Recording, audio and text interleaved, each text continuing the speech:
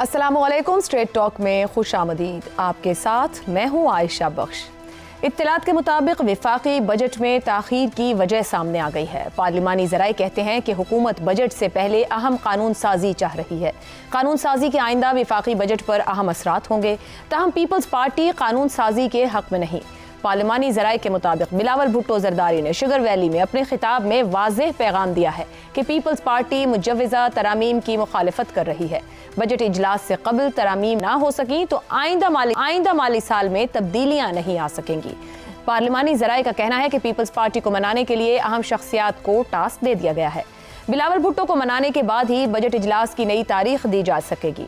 यूं बिलावल के गिलगित बल्तिस्तान के इंतखाबी जलसे में दिए गए बयानात महज इंतखाबी नारे नहीं बल्कि विफाक और सूबों के इख्तियारात के दरमियान जारी बहस के तनाजुर में एक सियासी पैगाम के तौर पर देखे जा रहे हैं। बिलावल ने कहा कि गिलगित बल्तिस्तान, आज़ाद कश्मीर, कराची और गवादर के फैसले इस्लामाबाद में बैठे हुए बाबू नहीं बल्कि मकामी अवाम करेंगे। बिलावल ने बेनज़ीर इनकम सपोर्ट प्रोग्राम को सूबों के हवाले करने की तजावीज़ को भी तनकीद का निशाना बनाया और इसे प्रोग्राम को अमलन ख़त्म करने के मुतरादिफ करार दिया और कहा कि इस प्रोग्राम को ख़त्म करने की साजिश नाकाम बनाएंगे। आज स्कर्दू जलसे में भी बिलावल भुट्टो ने खुलकर 18वीं तरमीम में दी गई सूबाई खुदमुख्तारी की हिमायत का ऐलान किया। इन बयानात को मुजव्वज़ा 28वीं आईनी तरमीम के तनाजुर में देखा जाए तो कई सियासी सवालात जन्म लेते हैं। इत्तलात के मुताबिक इस तरमीम के जरिए कराची और गवादर के बाद इंतजामी और माशी मामलात को विफाक के कंट्रोल में लाने पर गौर किया जा रहा है, जबकि बेनज़ीर इनकम सपोर्ट प्रोग्राम में भी तब्दीलियों की बातें सामने आ रही हैं। यूं बिलावल के बयानात ऐसे किसी मुमकिना इक़दाम के खिलाफ पेशगी सियासी मोर्चाबंदी महसूस होते हैं। यह भी मुमकिन है कि बिलावल भुट्टो ज़रदारी अपने वोटर्स खुसूसन सिंध के अवाम को यह पैगाम देना चाहते हों कि पीपल्स पार्टी अब भी सूबाई खुदमुख्तारी की अलंबरदार है। दूसरी तरफ यह सवाल भी अहम है कि क्या ये सख्त मौक़िफ़ वाकई मुस्तक़बिल में मुज़ाहिमत की शक्ल इख्तियार करेगा या फिर ये किसी सियासी सौदेबाजी के लिए दबाव बढ़ाने की हिकमत अमली है।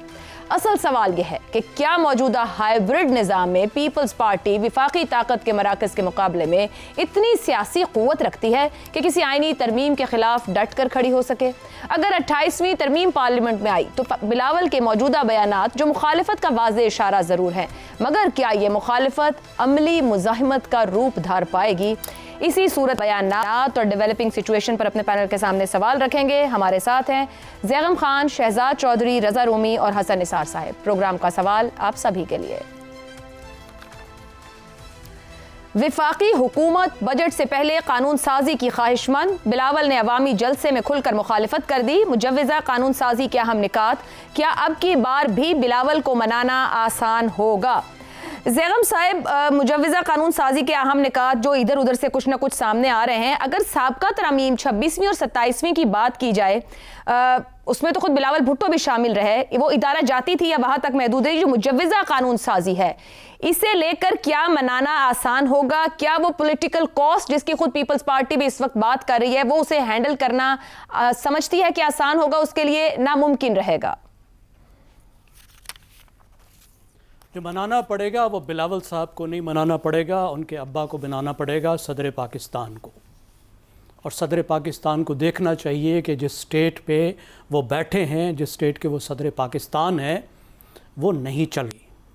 और वो इसलिए नहीं चल रही कि सूबों और मरकज़ का जो बंदोबस्त है वो नहीं चल रहा। अगर सोशल वेलफेयर का तमाम तर ज़िम्मा उनका, महकमे उनके हैं, और अगर वफाक ये कहता है कि बेनज़ीर इनकम सपोर्ट की ज़िम्मेदारी ले लो, तो वो कहते हैं कि नहीं, ये तो हम तो नहीं लेंगे, ये तो तुम भरो। तो ये किस तरह की जिम्मेदारी है?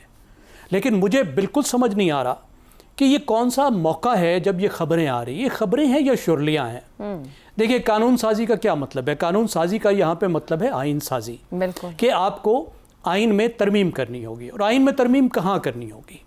मसला ये है कि जो 7वां NFC अवार्ड था जी, जिसमें 57.5% दिया गया था तमाम टैक्सेस में से हिस्सा, 57.5% सूबों को। बिल्कुल।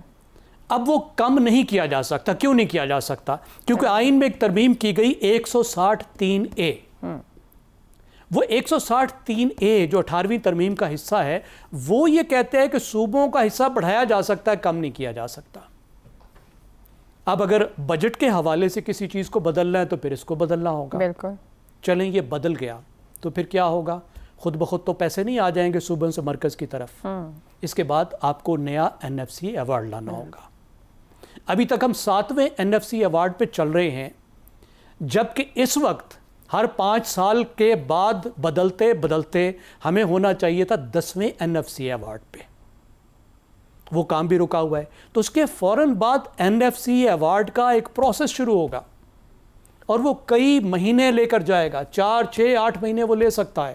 سب صوبوں کو اکٹھے بیٹھ کے منانا نئے بندوبست پہ، وہ بہت مشکل کام ہے. اگر آسان ہوتا تو وہ پچھلے فارمولے پر 7ویں کے بعد 8واں کیوں نہیں آیا، 9واں کیوں نہیں آیا، 10واں کیوں نہیں آیا. یعنی صوبے اس قابل بھی نہیں رہے کہ وہ اسی فارمولے کے تحت نیا NFC ایوارڈ لا سکیں. تو یہ مسئلہ کس طریقے سے حل ہو جائے گا جو کہتے ہیں کہ بجٹ سے پہلے جلدی زیغم صاحب قطع کلامی کی معذرت، یہی سوال جب ہم آج اس پہ بات کر رہے تھے ہمارے ذہن میں بار بار آ رہا تھا کہ اس وقت پر جب بجٹ آ رہا ہے، کیونکہ اس سے پہلے یہ خبریں تھی کہ شاید ترمیم ابھی اس وقت موجود نہیں ہے آن ٹیبل، تو اس طرح کی گفتگو جو کل بلاول صاحب نے کی جس میں انہوں نے اسلام آباد کو، سیاسی جماعتوں کو یا وہ کہہ کے جو بھی ساری گفتگو کی چیلنج کیا ان پوری باتوں کو جو 28ویں ترمیم کو لے کر سامنے آ رہی ہیں، آپ نے جتنی تفصیل سے سامنے رکھا کہ اس میں کتنی پیچیدگی موجود ہے، تو پھر کیوں بلاول گلگت بلتستان کی انتخابی مہم میں اسلام آباد کو چیلنج کر رہے ہیں؟ گزشتہ رات صدر صاحب کی وزیر داخلہ سے 2 گھنٹے طویل ملاقات، کچھ تو ایسا ہے جو چاہ ہے اسلام آباد کو جو پیپلز پارٹی دے نہیں رہی ہے، یا پیپلز پارٹی کچھ چاہ رہی ہے جو لے کر وہ دے گی، کچھ تو ایسا ہے جو میں اور آپ نہیں دیکھ پا رہے اس وقت. نہیں، ہم دیکھ پا رہے ہیں. کیوں نہیں دیکھ پا رہے؟ دیکھیں، ہمیں نظر آ رہا ہے کہ وفاق نہیں چل رہا. ہمیں نظر آ رہا ہے کہ بار بار شدید بحرانوں کی زد میں آ رہا ہے ملک. اس وجہ سے آ رہا ہے کہ وفاق کے پاس پیسہ ہی نہیں ہے. وفاق کے پاس جتنا پیسہ ہوتا ہے وہ صرف 2 مدوں میں خرچ ہو جاتا ہے، یعنی قرض ادا کرنے میں اور دفاع میں. اور جو قرض آپ ادا کر رہے ہیں اب دفاع سے 5 گنا ہو چکا ہے، تو مرکز کے پاس کچھ بچتا نہیں ہے. جب نہیں بچتا تو مرکز پھر اتنا ادھار لیتا ہے. جب ادھار لیتا ہے تو پھر معاشی بحران آتے ہیں. اور اب اس کا حل یہ ہے کہ مرکز، صوبے سب بیٹھ کے پوری ملک کی جو الیٹ ہے، درست ہو گیا، مگر اس کے ٹائم درکار ہے جہاں سب اپنا یس کریں، باہر نکالے. بالکل ٹھیک ہے، بالکل ٹھیک ہے، لیکن ایک ٹائم کے ساتھ ہوگا کہ بجٹ سے چند گھنٹے پہلے یا 2 دن پہلے. بالکل ٹھیک، درست. مسائل موجود ہیں مگر حل کرنے کا طریقہ کار نہیں نکالا. کئی مہینوں سے معاملہ ہونا چاہیے تھا. بالکل درست ہو گیا. اس پہ بیٹھ کے یہ سب چیزیں طے ہونی چاہیے تھی، آگے بڑھنا چاہیے تھا، اور سوال یہ ہونا چاہیے کہ ملک کو کیسے چلائیں. بالکل ٹھیک ہے. NFC کو آپ نے بنا دیا ہے کالا باغ ڈیم، تو آپ یہ بتائیں 800 ارب روپے جو بے نظیر انکم سپورٹ کے، وہ آپ کیوں نہیں اٹھانے کو تیار؟ ٹھیک ہو گیا. شہزاد چودھری صاحب ہر چیز کو اسلام آباد سے چلانا چاہتے ہیں، پھر گوادر اور کراچی کو بھی اسلام آباد سے چلوانا چاہتے ہیں. یہ کہہ رہے ہیں بلاول بھٹو کہ عوامی جلسے میں کھڑے ہو کر وفاقی طاقت کے مراکز کو براہ راست چیلنج کر رہے ہیں. کیا یہ سکت بھی رکھتے ہیں؟ اچھا دیکھیں، میرے خیال میں تو سیاست کے اندر کبھی بھی کوئی چیز ہر پہ آخر نہیں ہوتی، خاص طور پر پاکستانی سیاست کے اندر. یعنی بلاول بھٹو کا یہ کہنا ہے کہ وہ یہ مانے گا، وہ یہ نہیں مانے گا، میرے خیال میں کوئی حیثیت نہیں رکھتا. آپ اس وقت میں، اس دورانیے میں جب گفتگو ہو رہی ہے تو اپنا وزن دکھا سکتے ہیں کہ میں بہت ایسا دلیر آدمی ہوں اور میں کھڑا ہوں اور وغیرہ وغیرہ، لیکن اصل حقیقت کچھ مختلف ہوتی ہے. مجھے یوں لگتا ہے کہ کہیں نہ کہیں بلاول بھٹو یا پاکستان پیپلز پارٹی کے دماغ میں یہ تھا جب یہ حکومت بنی کہ یہ آدھا وقت گزارنا پڑے گا یا گزارنا چاہیے. مجھے یوں لگتا ہے کہ جیسے کہ جو ہی یہ آدھا ٹرم گزر رہی ہے اس حکومت کی، تو خیال یہ کیا جا رہا تھا پریزیڈنٹ کی سطح کے اوپر اور ایون بلاول بھٹو کی سطح کے اوپر کہ یہ تبدیلی شاید آنی چاہیے 2.5 سال کے بعد. اس کے لیے یا ایک طریقہ یہ ہے کہ یہ اپنے طور پہ آ جائے، جس طریقے سے کسی قسم کی کوئی انڈرسٹینڈنگ ڈیولپ ہوگی، شاید ہوئی ہو، مجھے نہیں معلوم. دوسرا یہ ہے کہ آپ جواز بنائیں، یعنی there is always method in the madness. یہ میتھڈ ہے اس کے اندر، اور میتھڈ یہ ہے کہ اس وقت فیصلہ یہ ہو رہا ہے کہ اگر آپ کو بجٹ پاس کروانا ہے تو گلگت بلتستان جو ہے یہ مجھے دے دو، یعنی پیپلز پارٹی کو. اچھا، اگر پیپلز پارٹی کو آپ دیتے ہو تو AJ کے گلگت بلتستان، بلوچستان اور سندھ 4 صوبے پاکستان پیپلز پارٹی کے زیر انتظام ہیں. صرف ایک صوبہ پنجاب کے پاس ہے، اور چاہے وہ آدھا پاکستانی کیوں نہ ہو، اور ایک صوبہ PTI کے پاس ہے. تو وفاق پہ ایک طرح سے برابری کا حق جتایا جا سکتا ہے. اب وہ کیسے ہوگا؟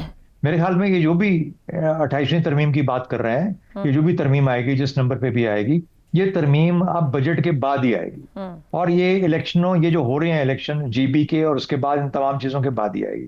یہ بجٹ پاس بھی ہو جائے گا. لیکن اب جب بیٹھیں گے اس کے بعد کہ جی ٹھیک ہے اب ہمارے ساتھ بیٹھ کے بات کریں، تو اس میں بہت ساری تبدیلیاں آئیں گی اس ترمیم کے اندر، جو کہ 18ویں ترمیم سے بھی زیادہ شاید سخت ہوں گی. اور اس کے اندر یہ بھی شامل ہو کہ شاید سینٹ کا جو حلیہ ہے اس کو مختلف کیا جائے. اس میں یہ بھی شامل ہو کہ گلگت بلتستان اور AJ کی جو اسمبلیاں ہیں ان کو عبوری حکومتیں اور عبوری اسمبلیاں ڈکلیئر کر کے ان کا کچھ حصہ وفاق کے ساتھ شامل کیا جائے. ان کو یہ بھی کہا جائے کہ جو وفاقی بجٹ ہے اس کے اندر سے اتنا شیئر پرسنٹیج وائز جیسا بھی بنتا ہے پاپولیشن وائز وہ ان کو دیا جائے. تو یہ وہ چیزیں ہیں جو کہ مجھے تو نظر آتی ہیں, اور میرے حال میں جب یہ اگر ہوتا ہے اس طریقے سے تو پھر گیم کھل جاتی ہے. اور جب گیم کھل جاتی ہے تو کیا اس وقت بلاول بھٹو کو اگر اس طریقے سے نہیں دیتے تو کیا اس وقت کوئی اپنا وہ جتا سکتا ہے اپنا زور؟ میرا خیال ہے مشکلات زیادہ کھڑی کرنے کی, سیاسی طور پر مشکلات زیادہ سیاسی کھڑی کرنے کی کوشش ہے. میرا نہیں خیال کہ حکومت کا جسے کہتے ہیں کہ تختہ الٹنے کی کوشش ہوگی, ہرگز نہیں, کیونکہ یہ بھی اسی سے منسلک ہیں, ان کا بھی سارا جو ہے اسی سے گزارا ہو رہا ہے. لیکن میرا اپنا یوں اندازہ ہے کہ یہ چاہتے ہیں پیپلز پارٹی والے کہ ان کو کوئی رستہ ملے جہاں پر کہ بلاول بھٹو ادروائز ایسے ہی بیٹھا رہے گا, اور یہ 4 صوبوں کو اگر ملا کے اگر کسی طریقے سے اس کا وزن بڑھتا ہے تو بڑھایا جا سکتا ہے. تو مجھے لگتا ہے یہ سٹیجز میں کام چلے گا اور اس کو مکمل طور پر رد نہیں کیا جا سکتا. ٹھیک ہو گیا. حسن نثار صاحب, بلاول بھٹو گلگت بلتستان کی الیکشن کے لیے انتخابی مہم پر وہاں موجود ہیں. 28ویں ترمیم اور کچھ اور معاملات پر جیسی وہ گفتگو کر رہے ہیں کہ کیا نکات ہونے چاہیے یا نہیں ہونے چاہیے, اسلام آباد کو چیلنج کر رہے ہیں. آپ کو کیا لگ رہا ہے سیاسی بیانات ہیں یا پارلیمنٹ کے اندر اور باہر آنے والے دنوں میں سخت مزاحمت کریں گے؟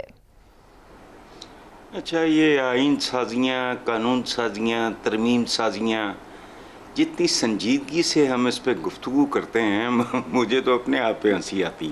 تو چھوڑو, اس لیے جانے دو, کیونکہ جو انتہائی غیر متنازع, مستند, ایکسیپٹیبل ٹو ایوری بڈی جو قوانین اس ملک میں موجود ہیں, خواہ ان کا تعلق کسی بھی واک آف لائف کے ساتھ ہو یا کسی بھی آبادی کے جس بھی حصے کے ساتھ ہو, اس پہ عمل درآمد ہو رہا ہے. کیا لے کے بیٹھ جاتے ہیں؟ ہم عجیب لوگ ہیں, سوائے لفظوں کی لوڈو کھیلنے کے اور قوانین کا کیرم بورڈ کھیلنے کے علاوہ باقی سب بے معنی اور بوگس ہے. دیکھو بات سنو, ایک چھوٹی سی بات, یہ سارے اخباروں میں چھپا ہے. پلسیے عیدیاں مانگنے کے چکر میں اریسٹ ہوئے اور معطل ہوئے. تم اس ملک میں قانون چھاجی, آئین چھاجی, تو فلانا چھاجی. اچھا بات سنو, جتنے ارب کی بجلی چوری ہوتی ہے ان کی جائیدادیں کور کر کے وصول کر لو, 10-15% کا ڈسکاؤنٹ بھی دے دو, دیکھو کیسے چوری بند ہوتی ہے. کرنے والے کام کرو. تم آئے کائے کے لیے ہو اس بھائی نیوانوں میں؟ کچھ کنٹرول ہو رہا ہے ان سے؟ یہ چوریوں سے لے کے مہنگائیوں تک, law and order, tell me one thing جس میں رتی برابر بہتری آئی ہو, اور اب سے نہیں, پچھلے 50 سال سے آئی ہو, 60 سال سے آئی ہو. ایک بتاؤ, ایک. لے کے بیٹھ جاتے ہیں مدانی ڈڑکن, لفظوں کی لوڈو کھیل رہے ہیں, یہ ہونا ہے وہ, کچھ کک بھی نہیں ہونا. میں بار بار کہہ رہا ہوں, یہ وارننگ ہے کہ اگر بنیادی اور جوہری تبدیلیاں نہ لائی گئیں تو چند سال کے بعد وہ لاؤ گے بھی تو نتیجہ صفر ہوگا. وہ انتہا ہے یار, کتنی سنجیدگی سے بیٹھ جاتے ہیں. چلیں. رضا رومی صاحب, ہم نے ایک معاملہ دیکھا گزشتہ سالوں میں کہ نہروں کی معاملہ تھا جہاں پر پیپلز پارٹی نے دیر کی, اور وہاں کے جو لوگ تھے سندھی نیشنلسٹ کہہ لیں, جس کو پیپلز پارٹی نے غلطی سمجھتے ہوئے اپنے آپ کو پوائنٹ آف ویو کو چینج کیا اور شاید پولیٹیکل گین بھی لیا. بات اس لیے کر رہے ہیں کیونکہ جب بلاول بھٹو بھی آج تقریر کر رہے ہیں, گفتگو کر رہے ہیں, پولیٹیکل کاسٹ ساؤنڈ کرتا ہے کہ پیپلز پارٹی کو کہیں نہ کہیں لگ رہا ہے کہ اس کو پولیٹیکل کاسٹ پڑ رہی ہے ان معاملات کی یا وہ باتوں کی جو 28ویں ترمیم کے ذریعے اس تک آ رہی ہیں جس پر اس کو ساتھ دینا ہے. جب وہ کہتے ہیں گلگت بلتستان, آزاد کشمیر, کراچی, گوادر کے فیصلے اسلام آباد سے نہیں ہوں گے, تو کیا وہ ان چھوٹی اکائیوں کو کوئی میسیجنگ کر رہے ہیں, کوئی سیاسی بیانیاں دے کر متحد کرنے کی کوشش کر رہے ہیں, یا just for the sake of political statement, یا کچھ گین کرنے کے لیے, اگر انہیں 28ویں میں کھڑا ہونا ہے وہ گین کرنے کے لیے آج اسٹیٹمنٹس دے رہے ہیں جو وہ جی بی میں بات کر رہے ہیں؟ دیکھیے, بالکل گین کرنے کے لیے ہی سیاست کر رہے ہیں نا. اور گلگت بلتستان میں ہے 7 تاریخ کو, وہاں پہ انتخابات ہیں, اور نہ صرف وہاں بھی اپنا ایک پیغام دے رہے ہیں. آپ کو پتا ہے کہ گلگت بلتستان میں بھی جو موڈ ہے کافی دیر سے, وہ کچھ اسلام آباد سے نالاں دکھائی دیتا ہے. اس لیے جب آپ ایسی بات کریں گے مرکزیت کے خلاف بات کریں گے تو وہ مقبول ہوگی اس طرح کے علاقوں میں. اور باقی جو سندھ میں تو بالکل یہی سیاست چلتی ہے اور چل رہی ہے. اور تو یہ تو اس کی ایک سیاسی فی الحال سائیڈ ہے. لیکن زیادہ گہری بات آپ نے خود کر دی ہے اور ابھی اس کا ذکر بھی ہو گیا ہے کہ اس وقت ایک شدید قسم کی جسے کہنا چاہیے تناؤ پیدا ہوا ہے جو کولیشن ہے موجودہ اس کے اندر. اور وہ ہے 28ویں ترمیم, مجوزہ ترمیم کے جو مختلف نکات ہیں ان کے اوپر اتفاق رائے نہیں ہو رہا. اور پاکستان پیپلز پارٹی جو ہے وہ دو بنیادی اور اہم جو اس کے نکات ہیں اس پر اگری نہیں کر رہی. اور وہ کیا ہیں؟ ایک تو مزید صوبے بنانے کا اختیار جو ہے وہ نمبر 1, اور نمبر 2 جو وسائل کی تقسیم مرکز سے صوبے تک, اس میں نیشنل فائنانس کمیشن کا ایوارڈ بھی ہے اور ترامیم بھی ہیں, ان کا ذکر ہو چکا ہے. اور یہ دونوں چیزیں ایسی ہیں کہ اس کے اوپر پاکستان پیپلز پارٹی کی اپنی سیاسی جو ساکھ ہے اور اب خصوصاً سندھ میں وہ شدید طور پر متاثر ہوگی اگر وہ ایک بھی مطالبہ مان لیں. اگر وہ فرض کیجئے مان لیں کہ کراچی الگ صوبہ بن سکتا ہے یا بننے کی وہ راہ ہموار کر دیں, تو پھر ان کو دیکھا جائے گا کہ وہ سندھ کو توڑنے میں اپنا حصہ ڈال رہے ہیں. آپ کو پتا کہ سندھ کو توڑنے کی تو وہ سازش کا دہائیوں سے ذکر ہو رہا ہے. اور پھر اسی طرح اگر وہ وسائل کی جو تقسیم ہے اس کے اوپر وہ کچھ کمپرومائز کرتے ہیں 18 امینڈمنٹ کے حوالے سے, تو پھر وہ دیکھا جائے گا کہ وہ دوبارہ سے مرکزیت کو سپورٹ کر رہے ہیں. دیکھیے یہ پاکستان کی تاریخ کا ایک متواتر جسے کہنا چاہیے وہ اس کی ایک تھیم رہی ہے, مرکزیت اور ڈی سینٹرلائزیشن کے درمیان کشمکش. پورے ملک میں آپ پوری تاریخ دیکھ لیجئے, ہر دہائی میں یہی بحث یہی ڈیبیٹ. مگر رضا رومی صاحب قطع کلامی کی معذرت, مرکزیت اور decentralization, devolution of power صوبے تک آئی, آگے نہیں گئی. تو یہاں تو صوبے خود ذمہ دار ہیں کہ وہ یہ موقع دے رہے ہیں جب انہوں نے پاور کو آگے ڈیوالو نہیں کیا, لوکل گورنمنٹس افیکٹو نہیں بنائے. سب کچھ کا ارتکاز صوبے پہ آ کے تو نہیں ہو جانا تھا, کراچی, لاہور, پشاور یا آپ کوئٹہ پہ رکھ دیں گے. یہاں تو صوبے خود ذمہ دار ہیں, اپنی اکاؤنٹیبلٹی کیسے کریں گے پھر؟ آپ کی بات بالکل درست ہے کہ صوبوں کے ذمہ بہت سے ایسے کام تھے 18 امینڈمنٹ کے بعد جو انہوں نے نہیں کیے, اور لوکل گورنمنٹس کا آپ نے ذکر کیا, ریونیو ریز کرنا تھا. لیکن کیا مرکز نے وہ کیے؟ بالکل نہیں. یہی پرابلم ہے کہ اس وقت یہ یک طرفہ بحث ہو رہی ہے پاکستان میں. اس کی وجہ یہ کہ یہ بالکل ٹھیک ہے, میں بھی سمجھتا ہوں کہ NFC کوئی صحیفہ نہیں ہوتا, اس میں تبدیلیاں ہونی چاہیے. لیکن 18ویں ترمیم میں جو شعبے اور وزارتیں ڈیوالو کی گئی وہ ساری کی ساری ایک ایک کر دوبارہ سے مرکز نے ان کو بحال کر دیا. وہیں پہ خرچے سٹارٹ ہو گئے. یہ اس وقت 1 کھرب روپے کی جو لاس میکنگ پبلک سیکٹر کارپوریشنز ہیں وہ مرکز نے کیوں ابھی تک ان کا کچھ بندوبست نہیں کیا؟ PIA خدا کر کے میرے خیال سے وہ ہوئی ہے پرائیویٹائزیشن, اور وہ بھی بڑی سسپینس اور ڈرامائی انداز میں, اور کچھ بھی نہیں, مطلب وہی جو لوکل پارٹیز ہیں ان کے حوالے کر دی.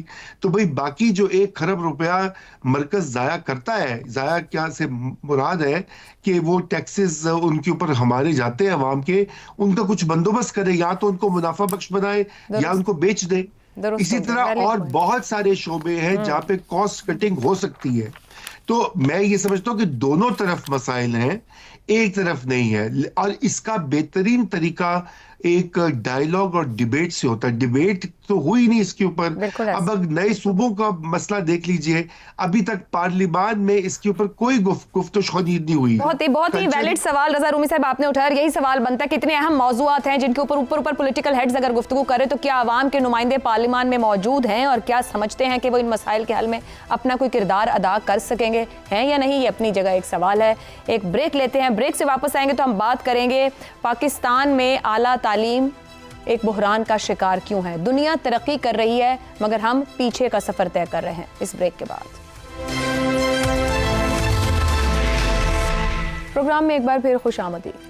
پاکستان میں تعلیم کا بحران اب کسی ایک سطح تک محدود نہیں رہا بلکہ یہ ایک ہمہ گیر نظامی ناکامی کی شکل اختیار کر چکا ہے. ایک طرف 2.5 کروڑ سے زائد بچے سکولوں سے باہر ہیں تو دوسری جانب وہ اعلیٰ تعلیم جسے کسی بھی ملک کی معیشت اور مستقبل کی بنیاد سمجھا جاتا ہے مسلسل نظر انداز ہو رہی ہے۔ یہ محض وسائل کی کمی کا مسئلہ نہیں بلکہ ترجیحات کے بگاڑ کی واضح علامت ہے۔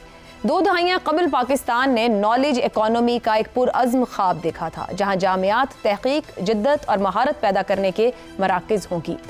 HEC اور ٹینیور ٹریک سسٹم اسی ویژن کا حصہ تھے، مگر آج وہی نظام جمود، بد انتظامی اور عدم توجہی کا شکار ہے۔ HEC کا بجٹ گزشتہ 8 برس سے صرف 65 ارب روپے پر منجمد ہے، جبکہ مہنگائی نے اس کی حقیقی قدر کو بری طرح کم کر دیا ہے۔ اساتذہ کی تنخواہیں عالمی معیار کے مقابلے میں غیر مسابقتی ہو چکی ہیں۔ اس بحران کا ایک اور پہلو اعلیٰ تعلیم اور انڈسٹری کے درمیان کمزور تعلق ہے۔ جامعات کی پیدا کردہ ڈگریاں مارکیٹ کی ضروریات سے ہم آہنگ نہیں ہیں۔ یوں ایک طرف بے روزگاری بڑھ رہی ہے اور دوسری جانب معیشت کو درکار ہنرمند افرادی قوت کی کمی برقرار ہے۔ نتیجہ یہ ہے کہ ڈگریاں بڑھ رہی ہیں مگر مہارتیں اور مواقع نہیں، اور اعلیٰ تعلیم جو ترقی کا ذریعہ ہونی چاہیے تھی خود ایک غیر یقینی مستقبل کی علامت بنتی جا رہی ہے۔ دنیا بھر میں حکومتوں کی جانب سے یونیورسٹیز کو وسائل، کوالٹی ایجوکیشن کے ذریعے اور ریسرچ کے مواقع سمیت بہت سی سہولیات فراہم کی جاتی ہیں۔ یونیورسٹی سے گریجویٹ ہونے والے نوجوان اپنی سروسز سے ملکی صنعت میں اہم کردار ادا کرتے ہیں۔ IT، اکاؤنٹنسی، میڈیکل جیسی سروسز دنیا کو فراہم کر کے طالب علم اربوں ڈالرز ملکی صنعت کے لیے جنریٹ کرتے ہیں، مگر ہم اس میدان میں کہیں پیچھے ہیں۔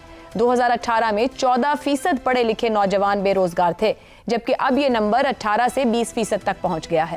ایسے میں اہم سوال یہ ہے کہ جب دنیا میں سائنس اور ٹیکنالوجی کا انقلاب آ چکا ہے تو ایسے میں وہ ملک جس کی 65% سے زائد آبادی نوجوانوں پر مشتمل ہے، وہاں اعلیٰ تعلیم میں جدت لا کر نوجوانوں کی صلاحیتوں سے فائدہ کیوں نہیں اٹھایا جا سکا؟ کیا اعلیٰ تعلیم اور اسکل بیسڈ ایجوکیشن میں بہتری کے بغیر ملکی صنعت کو ترقی کی راہ پر لایا بھی جا سکتا ہے؟ سوال تو یہ بھی ہے کہ ہم تعلیمی میدان میں حال اور مستقبل کی ضرورت کے حساب سے آخر تیاری ہی کیوں نہیں کرتے؟ اسی پر پینل کے سامنے سوال رکھیں گے۔ دنیا میں آئے روز علمی اور تحقیقی انقلابات، پاکستان میں اعلیٰ تعلیم کا شعبہ مسائل کا شکار، ڈگریوں کی بھرمار، نوکریاں ناپید، اعلیٰ تعلیم میں جدت ہماری ترجیح کیوں نہیں؟ زیغم صاحب، 8 سال سے HEC کا بجٹ منجمد ہے، کیا واضح پیغام ہے کہ نالج اکانومی کے ویژن کو ترک کر دیا یا ہم نے چھوڑ دیا؟ پاکستان کا انسان پاکستان کے پالیسی سازوں کی پاکستان کی پالیسی کی ترجیح نہیں ہے۔ پاکستان کا مستقبل پاکستان کے پالیسی سازوں کی پالیسی کی ترجیح نہیں ہے۔ چھوڑا اس چیز کو جاتا ہے جس کو پکڑا گیا ہو۔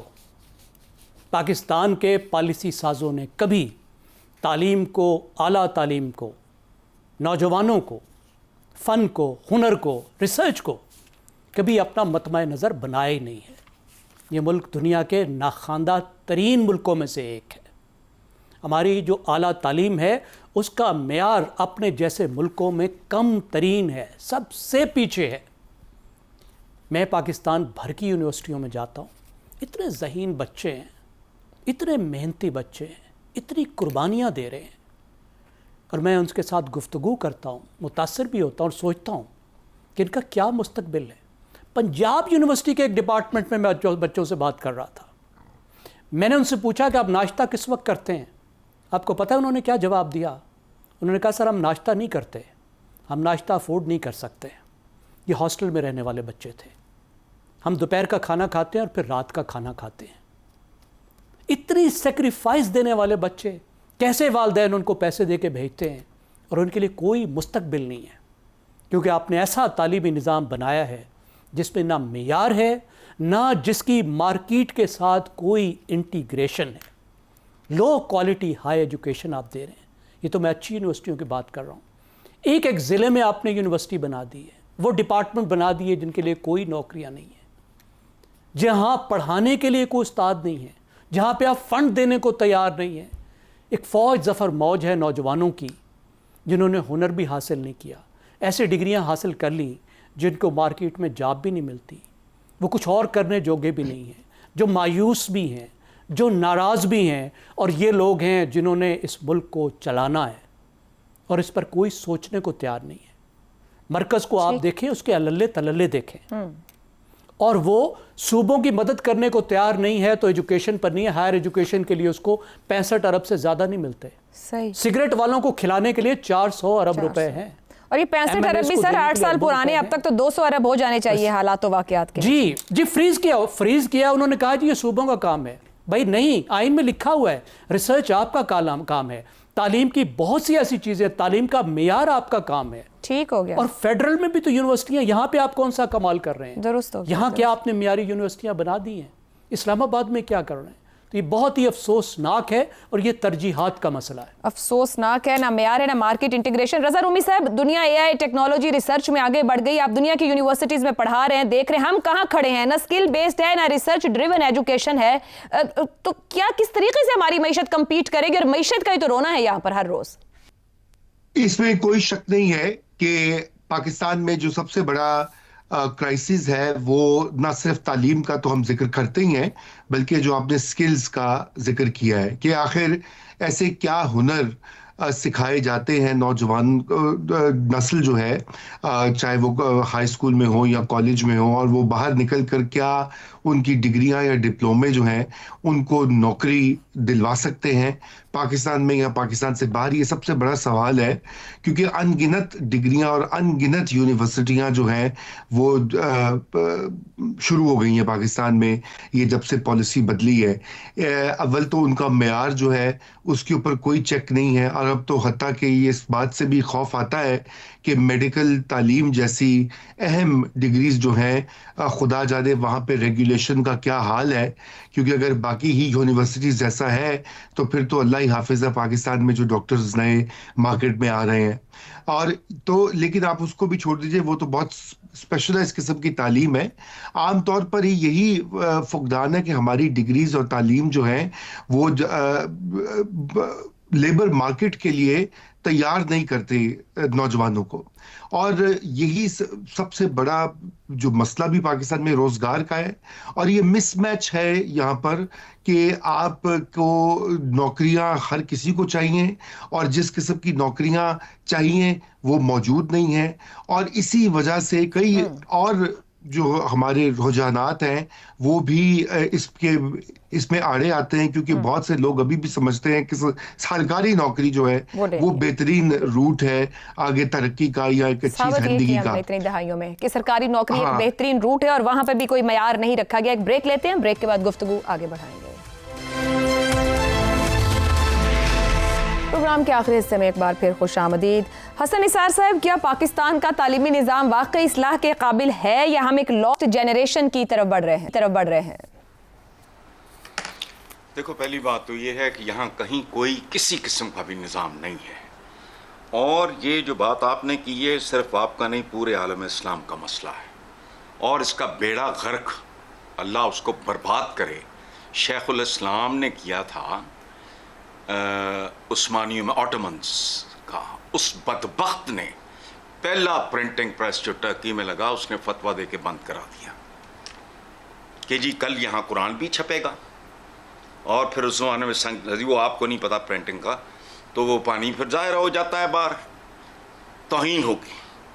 پھر اس نے بند کرایا میڈیکل کالج کہ یہ مسلح اسلام میں حرام ہے. وہ کون بدبخت تھے؟ ایسے ہی لوگ آج بھی موجود ہیں. دیکھو بات سنو, ہمیں ایٹمی طاقت کا بہت شوق تھا, and there are reasons, لیکن علم اقرا سے شروع ہونے والے دین کا حال ہے یہ, اس کے نام نہاد ماننے والوں کا. اقرا, پڑھ. اچھا, علم سائنس ٹیکنالوجی جائے بھاڑ میں, جب کہا گیا پڑھ اور ساتھ کہا گیا علم حاصل کرو چاہے چین تک جانا پڑے, اتھے تسی فقہ تے حدیث پڑھن جانا سی. ہر علم ہے. ہم بہت جاہل لوگ ہیں, یہ دنیاوی علوم ہے, یہ دینی علوم ہے.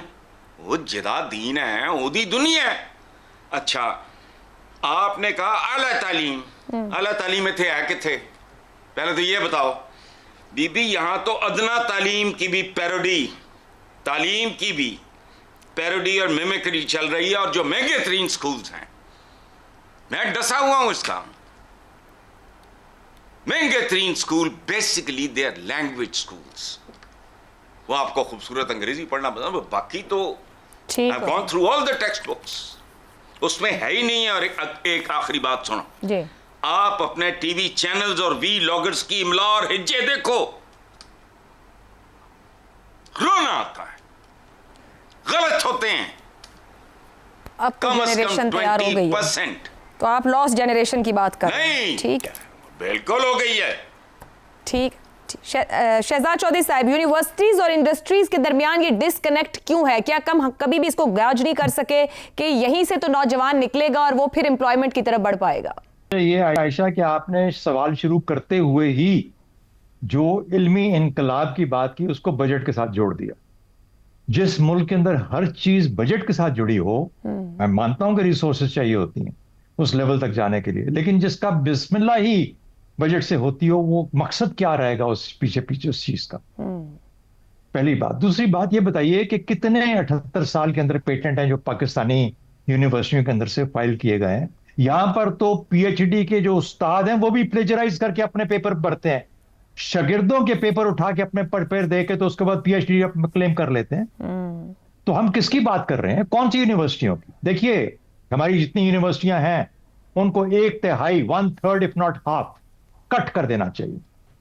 सिर्फ चंद यूनिवर्सिटियां रखें। मुझे बताएं कितने बच्चे हैं जो अप्लाई करते हैं पूरे पाकिस्तान के अंदर और उनको यूनिवर्सिटी में दाखिला नहीं मिलता, जब भी वो बैचलर्स में या किसी भी जगह जाना शहजाद साहब, कतर कलामी पिछले 5-7 साल में तो दर्जनों और खुल गई हैं।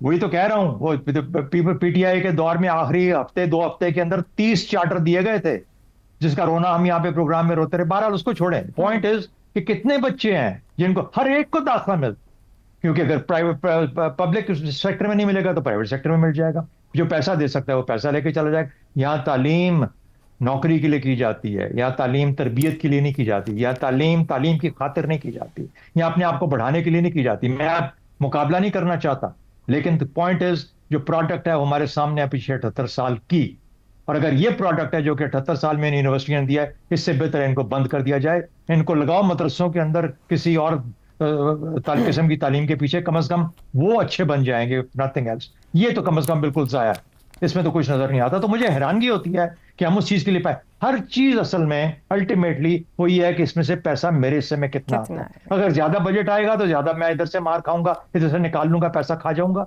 उधर जाएगा तो उसमें से खा जाऊंगा। तो ये सिर्फ और सिर्फ वो सोर्सेज हैं जहां से कि पैसा पिल्फर किया जाता है और खाया जाता है, और कुछ भी नहीं है। Result zero. जिस मुल्क के असातिज़ा ही, बदकिस्मती से मुझे कहना नहीं चाहिए, लेकिन अगर उन पर सवालात उठते हो तो वो पीछे तालीम क्या देंगे किसी को?